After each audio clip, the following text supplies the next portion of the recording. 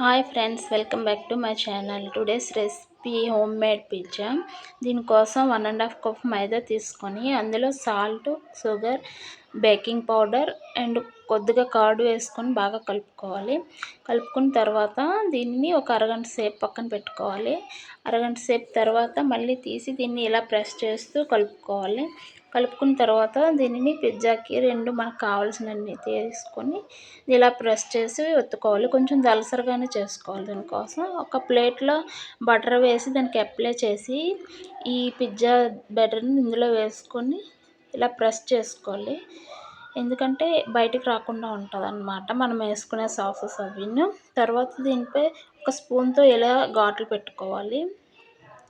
పెట్టుకున్న తర్వాత దీనికి పిజ్జా సాస్ని అప్లై చేసుకోవాలి. మొత్తం అంతా కూడా అప్లై చేసుకున్న తర్వాత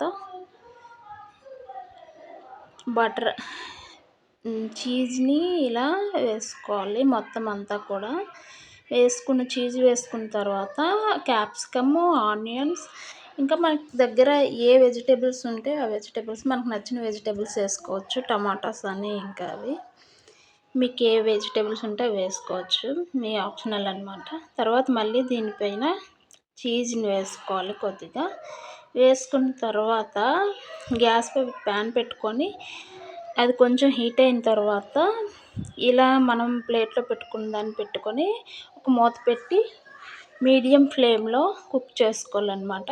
కుక్ చేసుకుంటే ఒక 1 అవర్ తర్వాత చూస్తే మన పిజ్జా రెడీ అయిపోతుంది. మీకు కనుక ఈ వీడియో నచ్చినట్లయితే లైక్ చేయండి, షేర్ చేయండి, సబ్స్క్రైబ్ చేయండి.